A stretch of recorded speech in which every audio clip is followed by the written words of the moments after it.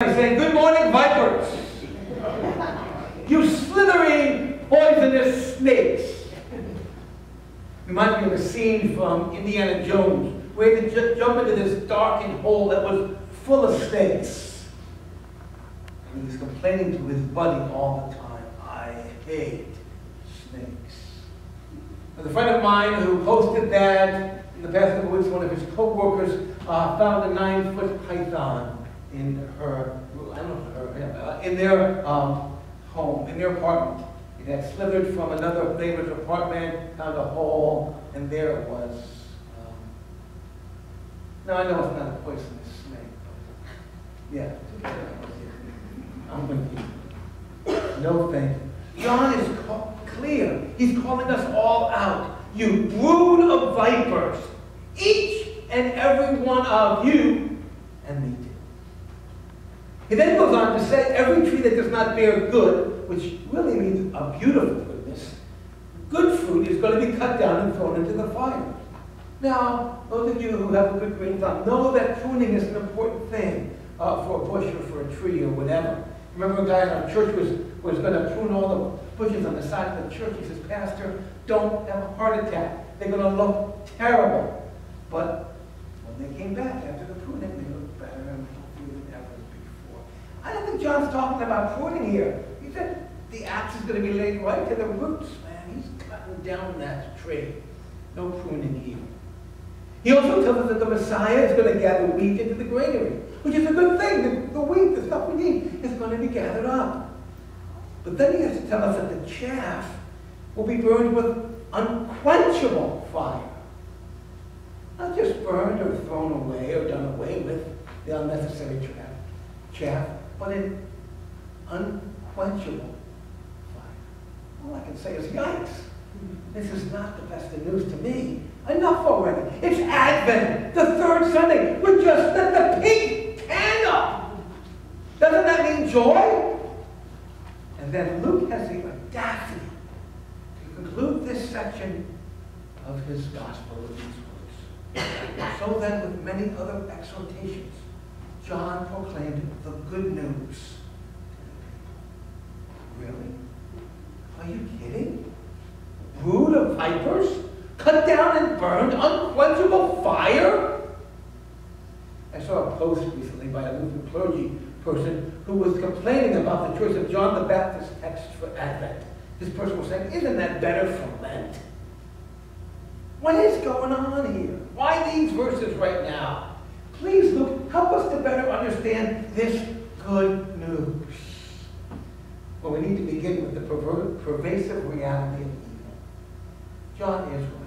Let's be honest. We are all vipers. God's people have experienced centuries of anguish and exploitation. They've gone through the Exodus. They've gone through the exile.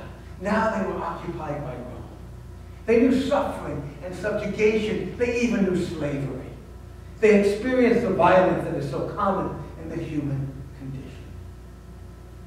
We witness that yet today, don't we? Gun violence continues to plague our nation and other nations in our world. Nations continue to do battle with one another. We read the horrible statistics in Syria, Afghanistan, Yemen, Central America. The hatred, prejudice, racism we meet on our city streets, in our suburbs, in our towns and villages, in our neighborhoods, on college campuses. Stories constantly, or so it seems, there to remind us that we are indeed a brood of vipers. This week, Betsy and I went to go see The Sound of Music. Famous artist was playing at the Landmark. Love that show. I love Julie Andrews. But anyway, that's another story entirely.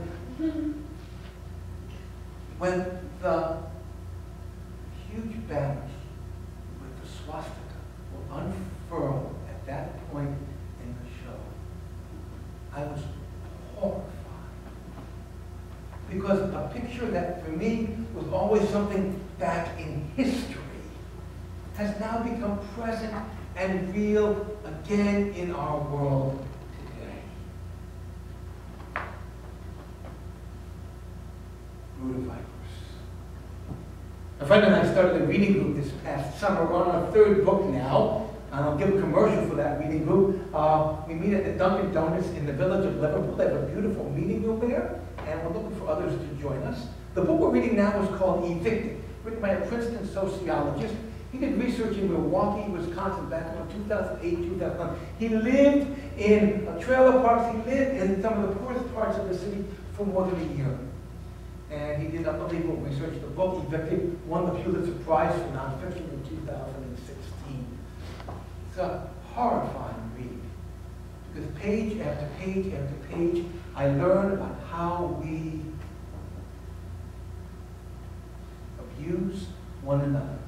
Either whether we're a landlord getting abused or someone who lives in an apartment getting abused or vice versa. It is just horrifying. I was talking with Judy Iyer after the first service. I thought, Judy, you probably have a lot of stories. You could tell that you could have even written the book. I'm brokenhearted and angry at the way in which we use and take care of one another, take advantage of one another. And I think I said this already, but the reality is that that's not what Milwaukee's problem in Syracuse and dozens of other places across the nation. We are most certainly a brood of vipers, it's true. But John doesn't let us get comfortable too quickly. He also wants us to know that it's not about privilege. Don't think that because you're a descendant of Abraham, you've got some special space now. You've got more privilege than anyone else. You can't depend on your bloodline or any kind of status. You know, Ancestry.com or 23andMe, they may be cute advertisements. Another American fad, I would say. You know that advertisement, don't you? Where the guy is talking about dancing in his lederhosen, but now he's dancing in his kilt. We've all seen that one. John is telling us, you know, that means nothing whatsoever. John is redefining what it means to be the people of God. Our lives are called to be realigned. God doing a reordering of humanity. We embrace the universalism of Luke's gospel. This story Luke is telling us, this Messiah Luke is telling us, is for all. No one group is better or more important or more chosen than any other. It's important for us to hear these words at a time when so many continue to hide behind racist and exclusivistic claims. We really do live in a land where privilege has been safeguarded over the decades, maybe I should say centuries. It's part of the trauma that we are facing in America today. As privilege, whether it be ethnic privilege, color privilege, gender privilege, is being challenged. John is clear. The gospel says no privilege. There is no privilege in the gospel of Jesus Christ. And that most certainly is good news for all. For all. It's amazing. John is being so harsh with people. And yet the people continue to come to see him. In fact, they come with expectation, Luke tells us. What really then, what do we do now? If this is the way it is, what's left for us to do? How can we prepare ourselves? And so John says, renounce your besetting sins, is the way one person put it. Make the necessary course corrections in your lives. Respect each person's dignity. Live fairly, justly. Bear fruit. And that word good, as I said earlier, and there's two words in the Greek language for good. And this word is actually a sense of beauty. It's not just being good or bad and that kind of thing. It's a sense of beauty. Live your life beautifully. John is calling for ethical reform. Hey, you guys, give away your second toes. You really need to. Make sure people are fed. Everybody is fed. To the tax collectors, who were not the most popular folk in the first century, deal more justly. Collect no more than is prescribed for you. That would have been something new for them to do.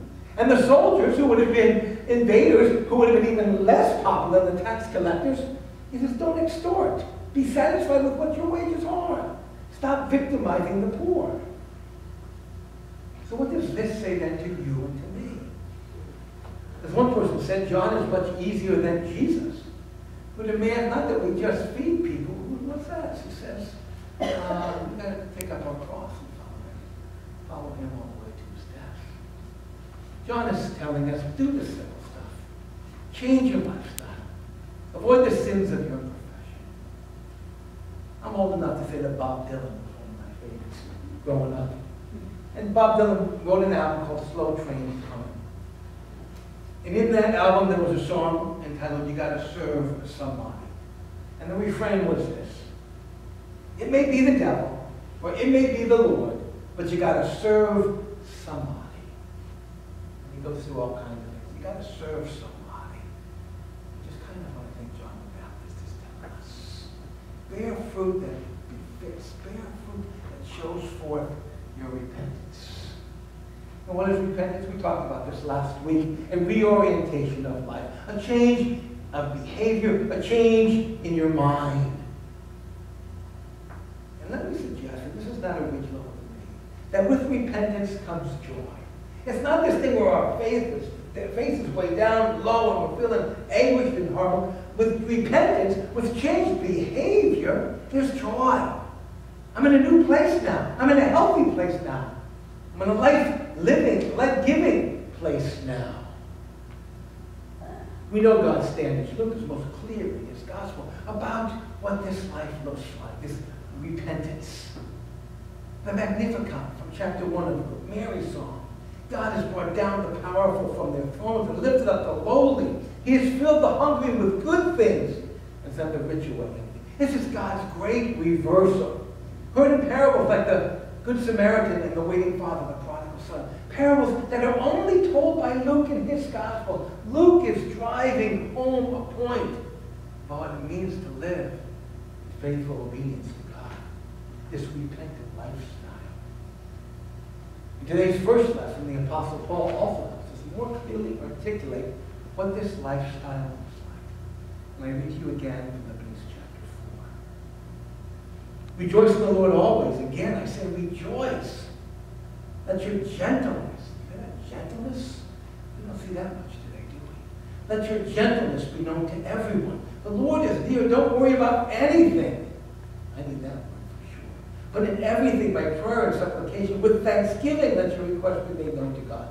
And the peace of God, God's shalom, which surpasses all understanding, will guard your hearts and your minds in Christ Jesus. This is the fruit that we bear as God's children. This is why we spend time with John the Baptist during the season of Advent. It's God's good news to a world struggling to make sense of the evils that we witness, and let's be honest, that we also participate in. So confession says those sins that we both have done and left undone. I read the following reflection posted on Facebook by one of the members of Luther Memorial recently. It was written by a guy named Howard Hunter, I know nothing about, and posted in this site called Mindful Christianity. And it was set up like a Christmas tree. And there were words in it, and it was encouraging us to live this way. And I think this is kind of what John is driving at when he talks with those people today. And I quote you now from that Christmas tree. This Christmas, end a quarrel. Seek out a forgotten friend. Dismiss suspicion and replace it with trust. Write a letter. Give a soft answer. Encourage youth. Manifest your loyalty in word and deed. Keep a promise. Forgo a grudge. Forgive an enemy. Apologize. Try to understand. Examine your demands on others. Think first of someone else. Be kind. Be gentle. Laugh a little more. Express your gratitude. Welcome a stranger. Gladden the heart of a child. Take pleasure in the beauty and wonder of the earth. Speak your love, and then speak it again. So with many exhortations, John proclaimed good news to the people. May we, here this morning, throughout this Advent season, and dare I say, throughout the entire year long, truly be the bearers of this good news of God's love. Let's pray.